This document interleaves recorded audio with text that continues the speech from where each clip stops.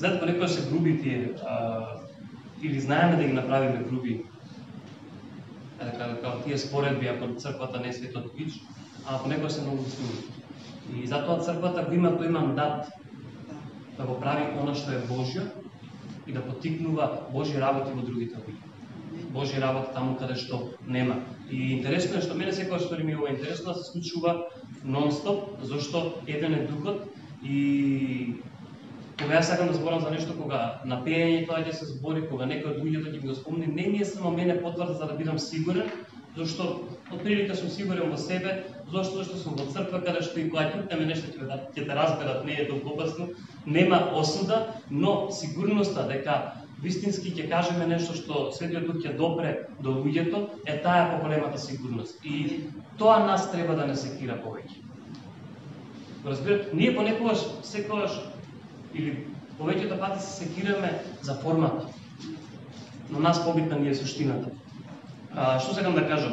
Вики спомна дека сме благословени и тоа го потенцираше дека сме благословени. Јас ќе зборувам за едно нешто сосема друго, но пред се денеска размислував многу, сакам да спомнам како, на кој начин и зошто ние сме благословени. Иако тоа е една огромна тема за да ја спомнеш, но има едно место каде што Исус кажува како дефиниција зошто сме благословени.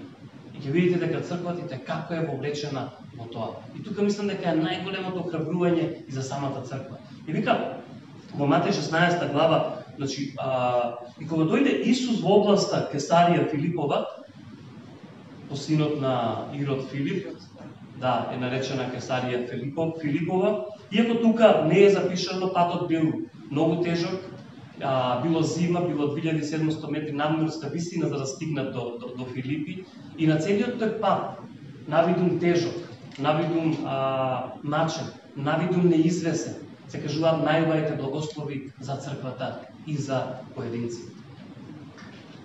Исус ги прашува своите ученици, што велат луѓето? Кој сум јас? Кој е синот човечки воопшто?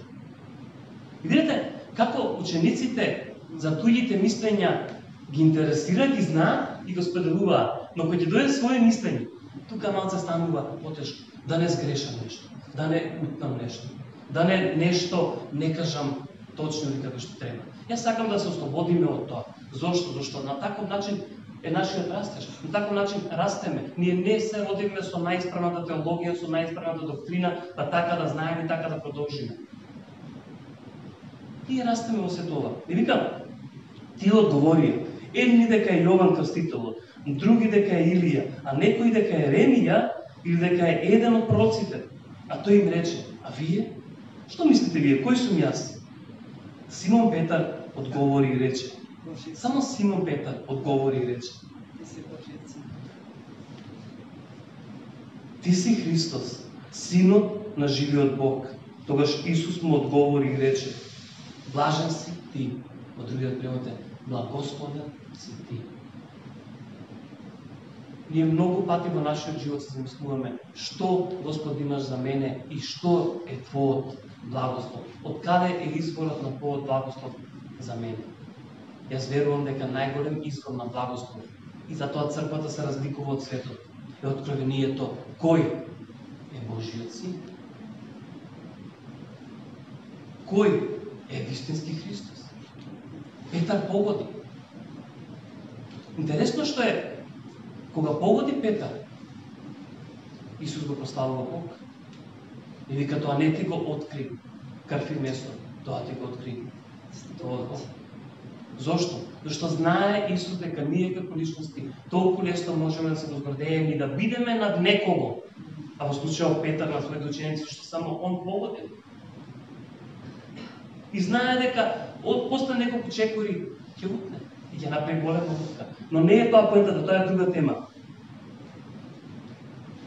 Благословен си ти, Симоне, сине Јонин, зашто тело и крв не ти го открие тоа, туку мојот Отец кој е на небесата. А јас тебе ти велам, ти си Петар и на тој камен ќе изградам црквата своја и вратите на пеколот нема да ја надвладеат. Историски, културолошки, во тој период, на тој пат била таа врата, таа порта на пеколот, каде што незнабожците имале направено кип на Ваал, имале направено храм на Цезар и каде што евреите ја нарекувале врата каде што се влегува до пеколот, до најдолните. И од таму излегува целото зло за светот. Тоа било уверувањето. И затоа Исус не случајно го одбира баш тој простор, тоа место да ја каже најголемата вистина. Што? Дека црквата не може ништо да надвладе. Амин. Црквата не може ништо. Луѓе, Петар и компанија во тоа време немаат појма ни за црква, немаат појма ништо понатаму, немаат појма ништо утре ќе се случи. И затоа го прашуваат да заеме ли нешто по нас, кога да ги праќа. Зашто не знаат, зашто погодуваат, зашто Светиот Дух им открива и најнаш после лутаат и не знаат кој е точно Исус.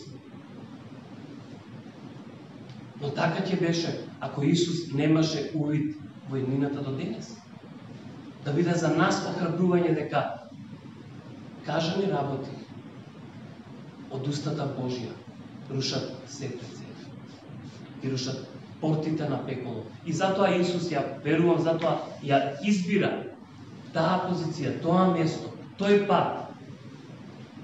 И вика, ова што беше ваше суеверие, ова од кое се плашете, не може ништо да им надштети на идната црква, моја Христова црква. Слава.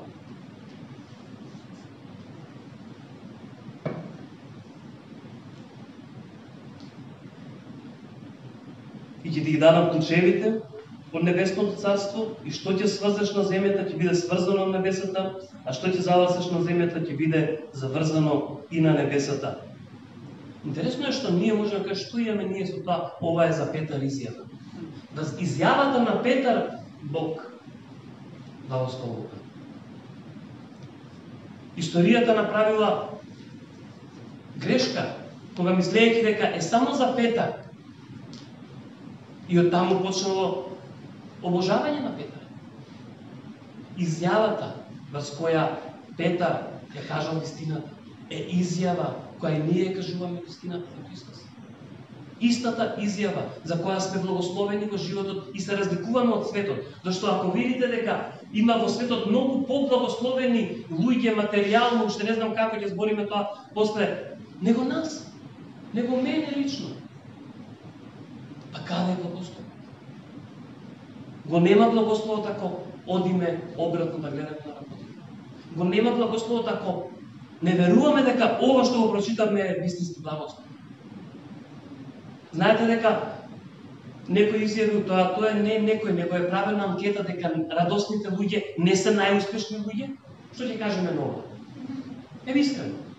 Тоа е анкета правено и кажуваат дека радосните луѓе не се секогаш најуспешни луѓе. Мене тоа ми кажува дека радост и успехот не одат заедно. Ја бара по мојот ум, слично као никој. Бара да најдам на едно место каде радоста и успехот одат заедно.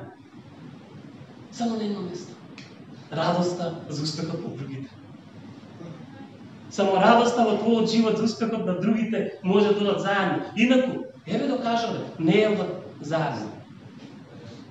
Нашата позиција што ќе бара? Дали радоста, дали успехот? И позиција каде ние ќе ги насочиме сите наши мисли, сите наши сили, се што можеме. Ќе зборувам за радоста, може би насетувате.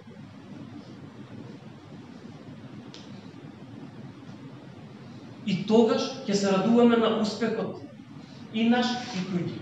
Но ќе знаеме вистински што е успех во нашиот живот, што е скриен во Христос. Дали можеме ние како луѓе да зборуваме од оваа позиција, христијанска позиција? Сите вие се нарекувате христијани? Добро, пази, може има некој само што уште не е одлучен, така? Да, значи сите. Од оваа позиција. Дали може некој да оддели, да речи, денеска сум човек, а утре сум човек плюс христијани?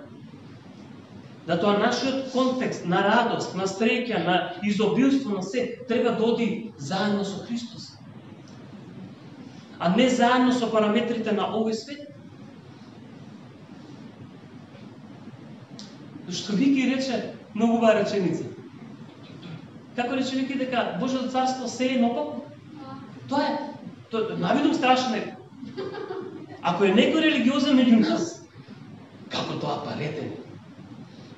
Да. Сее наопаку, за разлика од светот, во редот на небесното царство. И понекогаш ние, не познавајќи го редот доволно на небесното царство, го споредуваме со редот на ова царство. И од таму влечеме паралели и кажуваме, ова чини, ова не чини во црква. Ова чини, ова не чини. Ова е добро, ова не е добро. Во Божјото царство ја би додал уште нешто. Јас секогаш викам, кога ќе одам на Реал, само две работи би земал од тука, фудбал и кафе. Подценуваш за Божјото царство. Најверојатно има најголемо изобилство на најубав вкусна кафе. Без тоа штетните својства на кафето. Антиоксидант, тие сте? Антиоксидантите ги земиме. Тоа. Разбираме? Ние не можеме да изиграваме или да сме двојни личности минимум во нашите животи. Трчајќи по работи без да знаеме дека трчаме покрај Бог со Бог. Зашто никој не поучи дека усвари Бог е близо. Нашата перцепција, колку сме ние близо до Него и колку е Он близо до нас, прави разликата.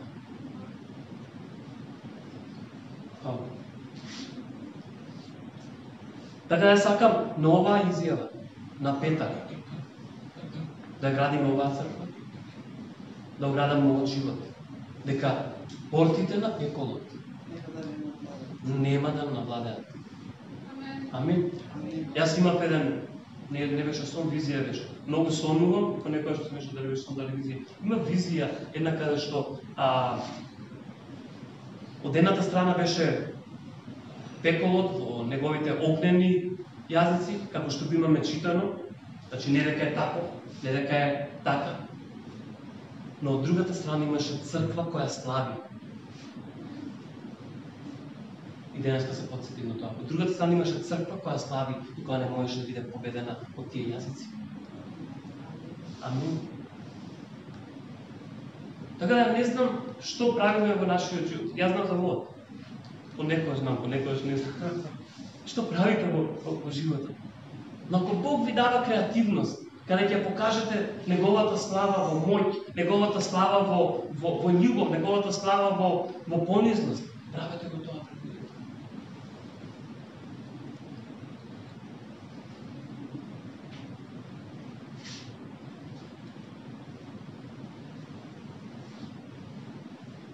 Благословен си ти, Маја Петровска. Благословен си ти, Дарко Гребенаковски. Благословен си ти, Јоко Паунков. И врз вашата изјава ќе ја градиме црквата. Дека Христос е Бог. Амин. Не можеш да градиш црква врз друга изјава, освен дека Христос е Бог во нашиот живот. Вау. Колку одиме со проповед? Кој стих ти го кажа? Втор. Првот проповед. Јован, ајде Јован. Ја да си ја најдам проповед.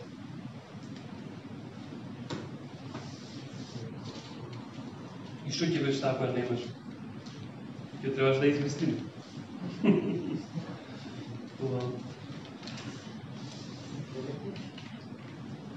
Да. Леко дека ќе зборам за радост. Тема добредојдена во црковните кругови, но понекогаш тема недобредојдена во нашиот живот. Што ќе кажам ова? Таа секогаш добредојдена, но некогаш ја отфрламе, некогаш ја избегаваме. Поради што? Поради работите што ги гледаме напред. Ако се загледаме внатре, ќе видиме работи за радост. Ако се загледаме во Христос, ќе нема да престанеме да се радуваме. Но ако се загледаме лево или десно, радоста ќе ни биде одзимана. Но дека радоста може да ти биде украдена, погрешно си. Кој може да украде Божјо дело? Никој. Знаете дека ни Бог не може. Ништо не може да го одвои од Божјата љубов, што прави радост во нас. Ниту самиот Бог. Зашто џабе ќе се дадеше на крстот. И џабе ќе беше изјавата дека уствари ние сме радоста на Христос. Така да никој не може да украде радост од вас во очите. Освен ако му дозволиме да не помати за момент. И сакам нешто околу тоа да зборам. Насмевката е само израз опишал на лицето што покажува што е внатре во душата. Знаете, имате многу насмевки. Имате насмевка, човек ќе познаете одма дека ве презира. Имате насмевка, ќе знаете одма дека е кисела. Така да, и не секоја насмевка кажува тоа што е во душата од Бог. Разбираме овој дел? Да, насмевката ќе каже што е во твојата душа. Сега сум ме расположил, ќе се насмеам кисело колку да ми помине. Сега сум, ќе ме натераат да се насмеам со проповед, па ќе мислам дека надвор ќе ми биде подобро, а не ми е. И ќе се вртиме така во круг, се додека не најдеме вистинска смисла за радост. А тоа е духот. И ова не е абстрактно нешто. Али ова нешто сакам да го зборам денес и на мојот дух. Зашто човек колку и некој да препознавал со годините како радосен. Во текот на годините случуваат некои нешта и треба да се подсетуваме. Човек те знаме порадосен од порано. Те знаме понасмеан од порано. Што дозволи за тоа и тоа да се случи? Имаше волку проблеми, имаше толку проблеми, имаше толку. Ајде заедно да ги елаборираме, да ги збориме. Но да не дозволиме да изгубиме радост. Перцепцијата за радоста. Ние не губиме ништо што е Божјо. Ние ги губиме нашите перцепции, нашиот светоглед, поглед на нештата. И така да тука сум пишал, зашто но и кога нашата душа кажува нешто друго, нашиот дух се радува, зашто он црпи радост од озгора, каде што е изобилство на радост. Бог има поединечни работи за сите нас, но кога се работи за радоста, таа е за секого и е Божји принцип. И затоа мора да се радуваме. Јас не се плашам од зборот мора. Иако сум пишал Божји принцип, ја многу пати реагирам на принципи.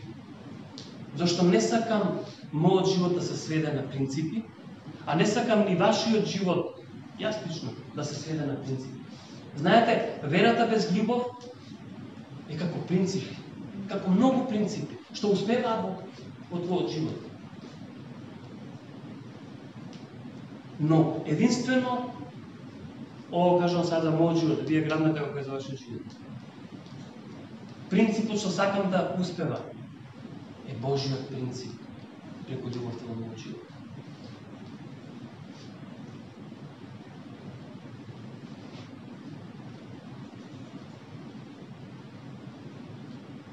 Имаме ли, ова е прашање, имаме ли причина да се радуваме во време на пандемија? Имаме ли причина да се радуваме кога работите не одат? Имаме ли причина да се радуваме кога луѓе не умираат? Знаете, ќе кажам, тоест ја пофалам претходната in memoriam, како да кажам, на претходната служба што беше од ќерката на баба Бубе, каде што навиду морбинна работа ја изнесе многу хубаво. Зашто ние не сме повикани да се плашиме од смртта. Слушайте го, ние не сме повикани да се плашиме од смртта, ние сме повикани да се радуваме дека смртта ништо не ни може. Амин. Зошто? Зашто Божјиот дух е во нас. Зашто сме вечни од онен момент кога спознате за Христос, па до навек. Ние знаеме како да го. Ние знаеме, ние се радуваме, ние и кога тажиме, тажиме со надеж. Што значи? И кога тажиме се радуваме. Знаете, кога бев мал и кога умре баба ми, јас бев отсекуваш тако. Сакав радоста да ја споделувам на тагата, да ја носам само јас со мене. И кога баба ми ја многу ја сака, што живееше над нас, и кога мајка ми ќе ме скорнеше во недела во седу, и ја бабке баба ми горе да се поспие. И имав чувство дека е кај Господ. И затоа им реков, оставете ме само да си ја исплачам, дека ја нема. Овие ги памтам овие зборови. Супер сум, не се грижите за мене. Од една страна се радуваш, зашто знаеш дека оди кај Господ, од друга страна тажиш за неговото присуство. И така да, ние како христијани сме викани да ги рушиме баш тие бариери. Бариери на страх, бариери на паника, бариери на несигурност, дека што носи секундата, не носи годината. Повикани сме. Амин. Това и да правим. Многу работи, зашто прашав, слушай прилата, зашто прашав дали имаме причина? Зашто можеме да кажеме и дека немаме, но во исто време имаме силна причина да се радуваме. И не грубо знаеме дека Павле бил во затвор и знаеме колку се радувал, па ние да го следиме примерот на Павле. Тоа е грубо следење. Без откровение дека на вистински така може и треба да биде. Но кога ќе добие човек откровение, него не го поништо ништо. Него не му може ништо. Со првиот или вториот човек што се видел во просторијава беше мојата радост е голема. Увека бебе, ја треба да зборувам за радост. Мојата радост е голема.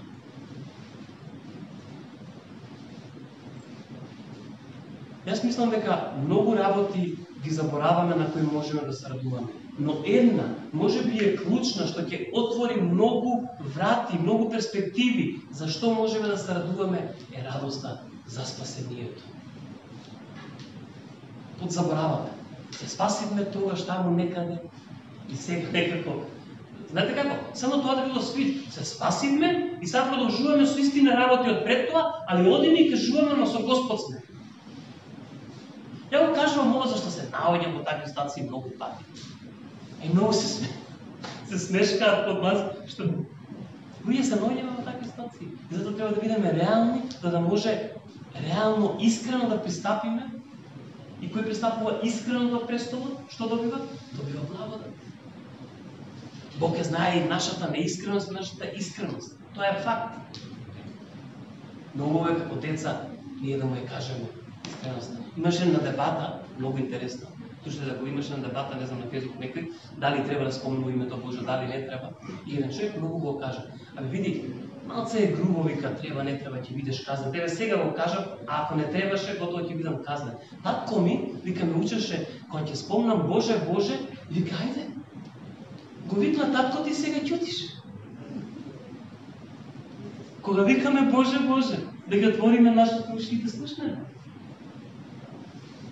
Амин. Така да тука сум пишал, ја мислам, и тоа како е важно да научиме да се радуваме за спасението. Кога ќе одлучиш да и покрај се во твојот живот, ти ќе се радуваш што си спасен. Ти тогаш не губиш, напротив си извојувал голема победа. Ова го зборувам зашто светот ни наметнува прашање од типот. Е добро де, си се спасен. Тоа е за таму. Ти гледај тука да проживееш. Како да спасението не е да проживееш. Како да спасението е да го изгубиш животот. Не, ти го губиш животот за да го добиеш дупло, не знам, колку пати повеќе, во Христос. За стално.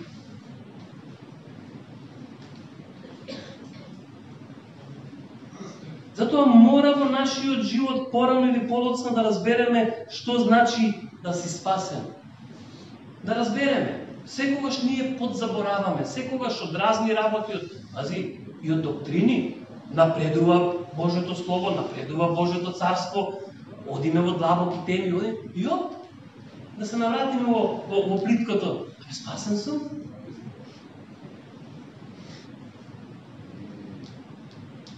Колку и да одиме на море, да се радуваме на целото пространство, леле, море, големо, со брод ќе прошетаме во недлабокото, ќе се фрлиме да видиме како е подоле. Пак сакаме да се вратиме во плиткото. Малце да поуживаме. Сликовито, ако можам да објаснам. Иако спасението ни најмалку не е плитко.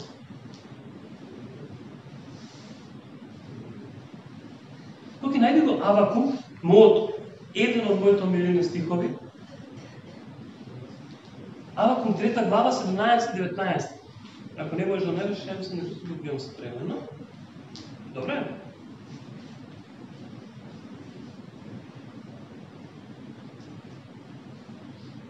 Трета глава.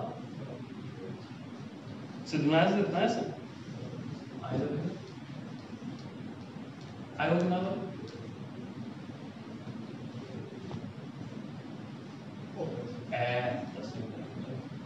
Не, оти може некојаш во различни преводи да се наместо трета, втора, сега да и техника понекаде. Макар и да не процути смоквата, и да нема плод по лозите, макар маслината и да откаже, и нивата да не даде плод, макар и овците да не останат во трвото, па и рогат добиток во оборите да нема. Јас, Илија Таневски. Ајде секој своето име. Јас, Илија Таневски, ќе се радувам во Господ и ќе се веселам во Бога на моето спасение. Господ Бог е мојата сила, тој ќе ги направи нозете мои како на елен и ќе ме поведе по височините мои. Вау! Понатаму пишува на кого му пишува. Кој да го отпее. Вау! Јас и тогаш ќе се радувам во Господ и ќе се веселам. Иле тешко е. Како да му кажеме на Авакук дека е тешко? Не треба да му кажеме, знаеме. Како да му кажеме на овој Илија однапред дека е тешко? Не му е баш најлесно нити. Од прилика знае. Како да си кажем на самиот себе ова нешто? Затоа што ќе ја смениш твојата перцепција од живот. И изворот на радоста ќе биде Бог. И успехот од таа радост ќе биде заслуга на Бог. Вау. Господ Бог е моја сила, тој ќе ги направи нозете мои како на елен. Има голема разлика. Затоа, кога читате, земете неколку. Не се работи дали некоја е подобра, некаде едноставно попластично пишано, но некаде за малку може цел контекст да го смени. Во друг превод е не ќе ги направи моите нозе. Зошто го кажувам ова? И зошто е толку важно? Не можеш да кажеш макар ова, она, ништо да не цвети во мојот живот, јас ќе се радувам на Бог, ако не знаеш дека Бог ти дал сила за тоа. Ако Бог ти ги направи нозете како на елен, ти не ќе можеш, ти ќе очекуваш и ќе немаш сила. Постојано ќе очекуваш силата да дојде, па да можеш да дадеш таа изјава. А обратно е, ја имаш силата и затоа можеш да ја дадеш таа изјава. Затоа можеш да кажеш дека си над се во твојот живот. Павле вика, духовникот или духовниот човек никој не го расудува и он се расудува. Тоа значи дека е над се. Но исто така на Тимотеј му вика, побожноста па оди со чувството на доволност. Најдобро оди со чувството на доволност. Тоа значи да се држиш во понизност, иако си духовен. Да се држиш во понизност, иако ги разбираш сите овие работи. Да се држиш во понизност, иако ги совладуваш сите овие работи. А понизноста дека не е од тебе, од него е. Амин. Зашто понекогаш имаме лоша перцепција за понизноста и мислиме дека понизност е ништо да не кажеш, да не те разберат погрешно. Не е така.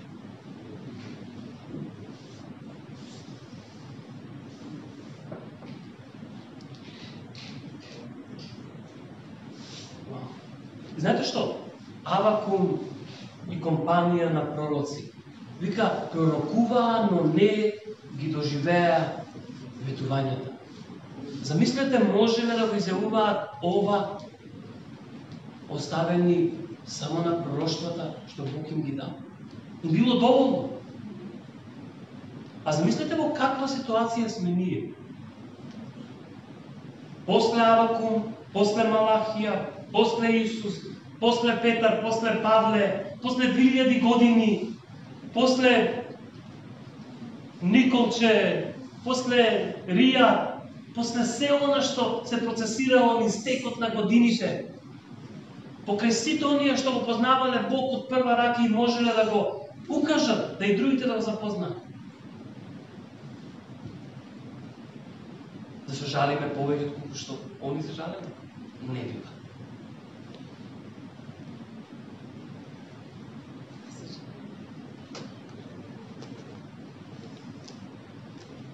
Кога го читам Стариот Завет, обично се гледувам дека овие херои на верата, иако само оддалеку ги поздравија ветувањата за кои пишува и пророкува. И тоа како знаеа да се радуваат на спасението, а ние кога сме во многу подобра позиција, зашто ги живееме ветувањата. Авакум зборува дека и покрај сите оние работи што ги спомнува, одлучува да ги занемари, да се радува во Бог и да се веселе во неговото спасение. И ова е интересно. Кога ќе се одлучиш на ваков чекор, отвараш врата да ги видиш сите придобивки што ги доби кога си спасен. И наеднаш, се што пред тоа те влечело надоле, те фрустрирало, го забораваш, зашто наеднаш животот ти има некаква смисла и сакаш да го живееш. Амин. Наеднаш кога ќе се освестиш дека мене Христос ме спаси. Не ме спаси Рамбо, не ме спаси... Кои се другиве херои? Спайдермен не ме спаси. Има една многу убава слика, што си ја споделуваме понекогаш, каде Исус ги собира сите суперхерои да им кажува за Него.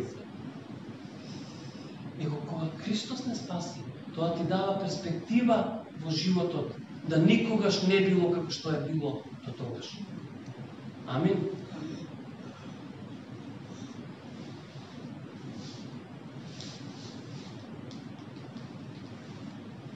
Интересно е што, ако сте приметиле, кога се спасите, иако навидум ќе почнат тие најблиските со дрва и со камења да фрлаат по вас, најголеми придобивки после тебе имаат луѓето околу тебе.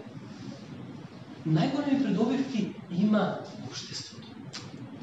Ја бев многу гласен на првиот состанок со новиот, пред 4 години во збора, може и веќе повеќе, 5 години со новиот председател на КОВЗ, тоа е Комисија за верски или заедници, и имаме состанок, ајде да не собере сите, да не види кои сме, што сме, и бев гласен во едно нешто.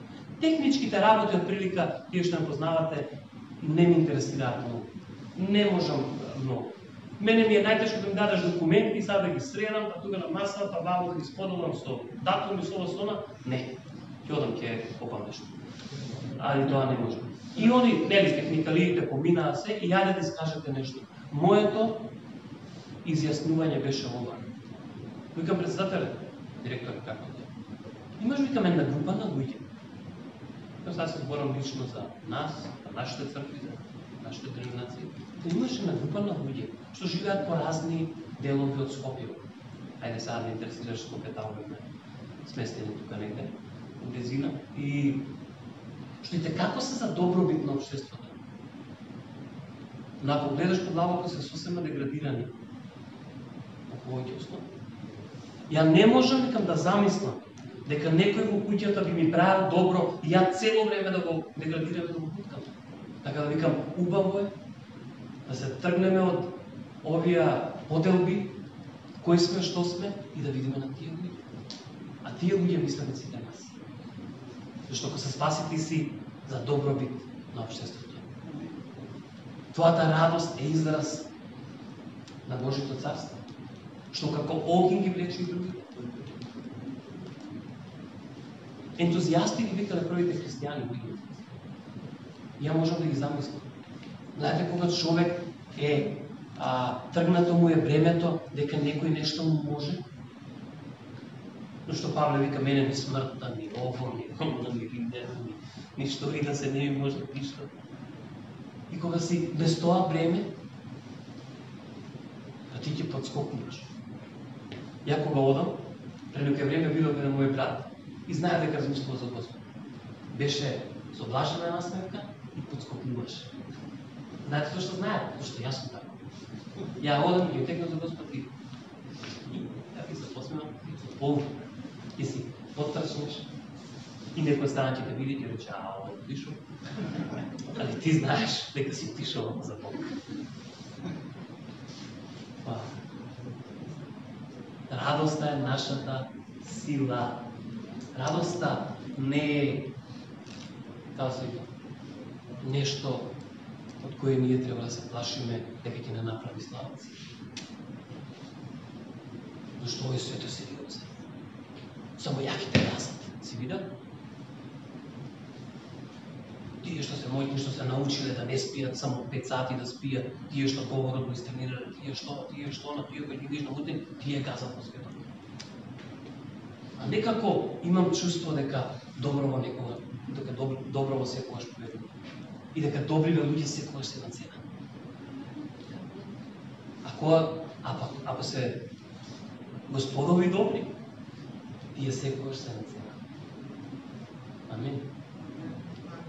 Ние сме секогаш на цена, без разлика дори да не искористуваме. А што? Имаме што да дадеме.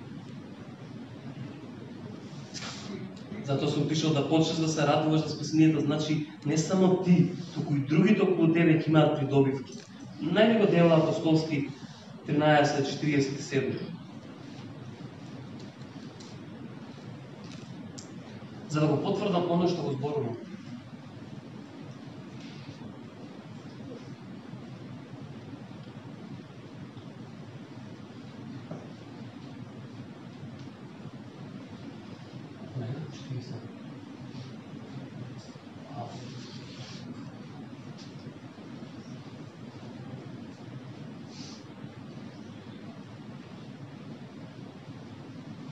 Те постави за светлина на евреите, да им бидеш спасение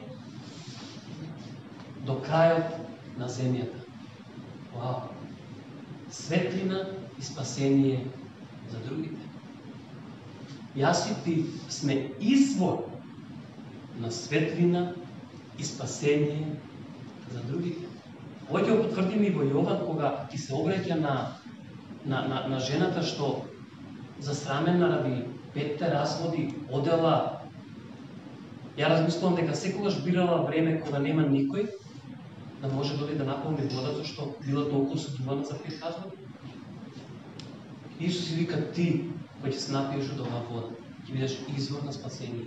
Исаија тоа го пророкува. Но пророштото на Исаија има сила да трае и денес и да важи и за мене и за тебе. Најди го Бог. Најди го Исаија 12:3.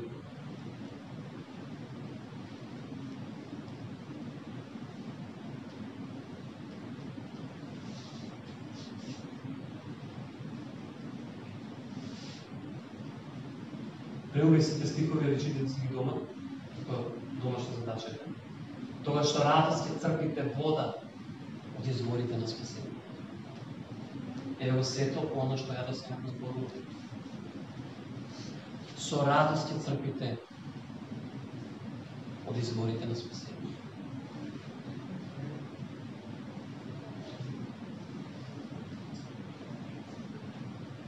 Може Исаија не мисля само за Исус.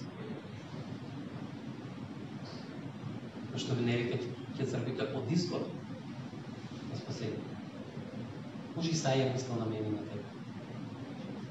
Од изворите на спасение. Може Исаија, Исус само го исполнува, ако можам да кажам, не знам како да го кажам, моментално тоа што и се обраќа на жената и кажува јас сум извор. Но го продолжува со тоа што и вика ќе бидеш извор на спасение. Тоа што го носиме Христос во нашиот живот е привилегија за нас и за другите. Тоа што го носиме Христос во нашиот живот е спасение за нас и за другите. Тоа што го носиме Христос во нас е радост за нас и за другите. Мора да бидеме проникливи и тогаш кога луѓето не го признаваат, ние додиме подаве и да видиме радост од ствари што се случува во нив. Ретко е човек да заглави до толку многу, а и тој што ќе заглави, пак ќе удри во цидот што е наречен Господ. Зашто кај да одиш Господ? Затоа не се плашам за моите околу мене многу, зашто знам кој е Господ и кој е ветувањето за нив. И затоа верувам дека треба да се ослободиме. И на таков начин ќе бидеме по-активни. Само ослободен човек може да биде активен. Зашто знае точно кој е и знае точно во кого поверува. Но Исус беше активен, проактивен, но во исто време цело време го кажуваше и ги провоцираше, да знам од кај идам. И се ова што го правам може да го правам. Зашто знам кој сум и знам од кај идам.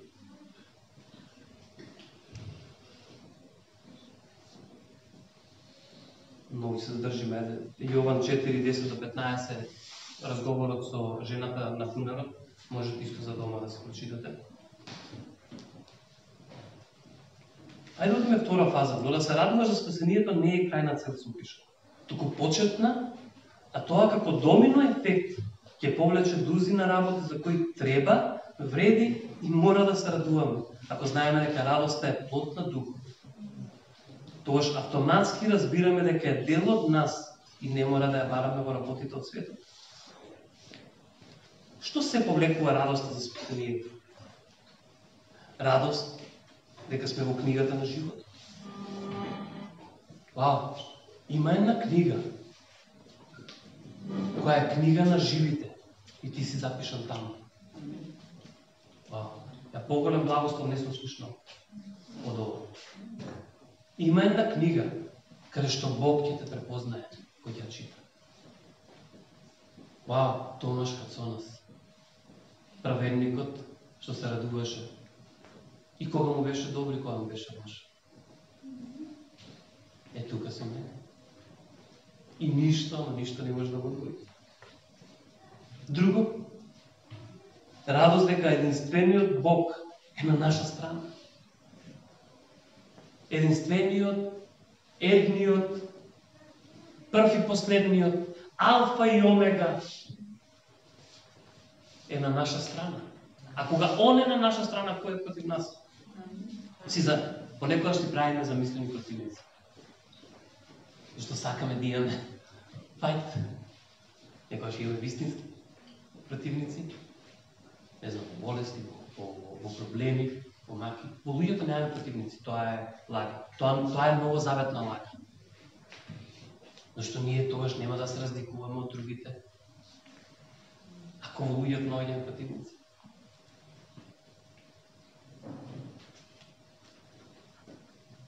Друго, радост кога ќе дојдат проблемите, зашто тогаш активираме вера и излегуваме посилни. Радост за ветувањата на Бог и уште многу други работи за кои ќе се радуваме тука, но ќе се радуваме и на небото. Ние сме повикани од тука да се радуваме за работите, што исто така ќе се радуваме на небото. Знаете, кога ќе слушате тука, тие се генерални проповедите, ќе допрат ради силата на словото, ќе допрат некого и така треба да биде. Но предизвикот секогаш останува. Секој засебно, заедно со Бог, да се најде во место на радост и да се најде во место каде што во тишина, како преска што беше тишина која зборува многу. Да се најде на тишина каде што ќе слушате многу зашто и како треба да се радува. И тоа е предизвикот за сите еден нас. За да не биде, ти ми рече за ова и за ова да се радуваме. Као што и тие вика, Тој Исус, Павле што го проповедаше и Петар и се, ја во негово име. Ти кажувам и ќе отек Зошто? Знаете зашто тоа е отрезнување, дека ние можеме да пиеме од изворот, а ние водовод местиме, не знам што правиме, за да преку втора, преку трета рака да треба да пиеме. Ајде да пиеме од изворот.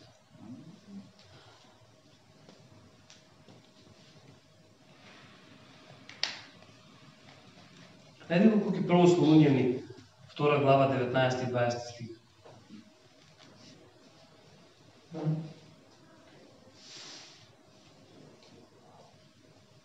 Нема водаки.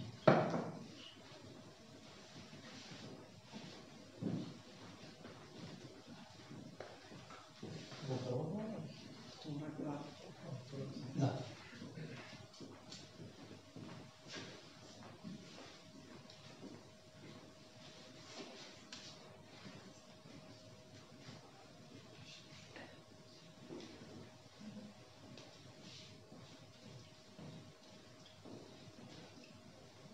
Зашто сакаме да дојдеме кај вас, барем јас, Павле, повеќе од еднаш, но сатаната не спречи. Зашто кој е нашата надеж, радост или венец за пофала?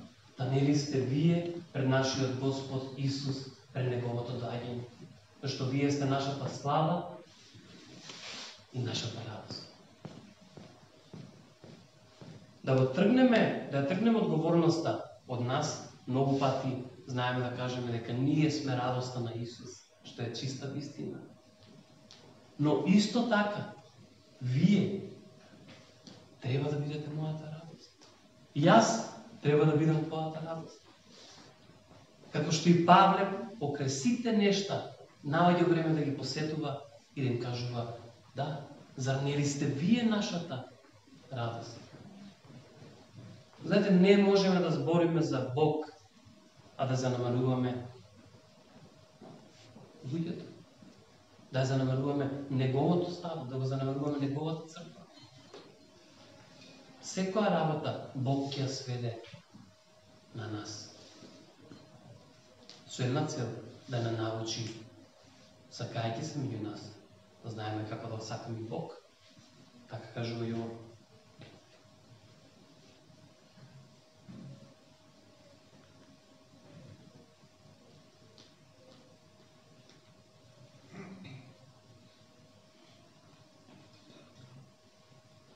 Јас верувам дека радоста во Бог е неисцрпна тема, но верувам дека е потребна тема. Ја верувам дека тоа што моментот те ограничува да се радуваш и не е нешто што Бог го стави во твојот живот и треба да си оди. Колку да е големо, ние кажуваме оди си. Нема нешто за твое присуство. Дали е проблем, дали е болест, дали е било какво ограничување, ние викаме оди си во името на Исус. Амин. Црквата е повикана да прокламира во радост, да живее во мир и да се гледа еден друг како поголем од сам себе. Ајде во Јован, ке прва Јованова 1:4. И тука негде ги привршиме. Знаете, Павле повеќе писма кај ги пишува? Кај што кажува посебно филипјаните, солунците, возат окова, зборува за некоја радост, што ги надминува секое негово страдање во тело. Успехот е релативна работа, зашто тоа што за тебе успех, за мене може и не. Може би сум успел пред 10 години и обратно. За тоа што се мачам јас, може би тебе ти оди најлесно. Но во една точка е добра да се спојува. Без разлика како го перцепирам успехот, да се најде во место на радост во Бог. Амин. И од таму да доаѓа нашиот благослов. Од изјавата дека да, Христе Исусе, ти си нашиот единствен Бог. Ние ви го пишуваме ова за да биде нашата радост целосна. Не може да биде твојата радост целосна во Бог, ако ја немаш радоста за твојот ближен. Ако ја немаш радоста на тој на кого го наменуваш писмото. На тој на кого го наменуваш молитвата. Заборавив да кажеме на многува реченица што мислам дека би требало барем да ја памтите. Тоа е во контекст дека ние сме спасение и радост за другите. Пиша дека само радосен човек може да донесе радосна вест кај другите. Разбираме ли? Само радосен човек може да донесе радосна вест кај другите. Да ќе ви кажам пластичен пример што ќе го долови моментот. Кога во физкултурно зборев со една професорка и ја праша пошто е професорка и она ми рече јас сум професорка и нутриционист. И викам за професорка не знам, нели професорка не знам пошто била, треба да видам, но за нутриционист ти верувам од одма. Зошто? Ја видов слава, ја видов убаво лице, светло лице. Знам дека тоа што го проповеда, тоа и го верува. Разбираме ова? Многу работи, без притисок, зависат од нас. Да веруваме во она што го проповеда. Да веруваме во радосната вест. И да се радуваме. Ајде како уште Филипени 2, од 1 до 5, и тука нека завршуваме. Тоест не завршуваме, тука почнуваме. Раната црква, главна и единствена, дури оставено од Исус како причина за судирање на црквата била Господовата вечер, и ние тоа го знаеме сите добро. И го знаеме и нели како црква го организираме тоа еднаш месечно, и тоа последната недела од месецот, пред да го прочитаме ова, само да го објаснам тој дел, зашто после тоа ќе можеме да пристапиме на Господова вечера. И така за тој што не бил, едноставно да се ослободи. И ако земи, ако не земи, тоа го повторувам многу пати, зашто знам дека е многу важно, затоа се повторува. Да гледаме со радост на Господовата вечера и во вера да ги правиме работите.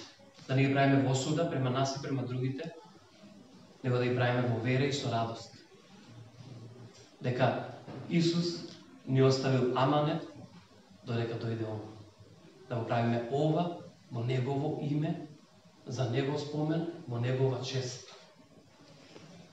И да имаме вера дека тоа кога го правиме, не останува незабележано. Работи што Господ сака да ги смени, понекогаш со нашите изјави дека препознаваме Господовата вечера, дека крвта и телото на Христос го препознаваме во нашиот живот, знае да донесат промена во нашиот живот. И тоа промена на подобро. Амин. И така, ако има некаква утека во Христос, ако има некакво охрабрување од љубов, ако има некаква заедница на духот, ако има некакво сочувство и сожалување, направете мојата радост целосна, имајќи исти мисли и иста љубов, обединети во духот и со една цел. Не правете нешто од ривалство или од суетно честолюбие, туку во понизност, сметајте се еден друг за поголем од себе си. Не гледате само на своите лични интереси, туку и на интересите на другите. Имајте такви мисли во себе, какви што ги имаше Исус Христос. Амин. И со ова нешто ќе завршиме.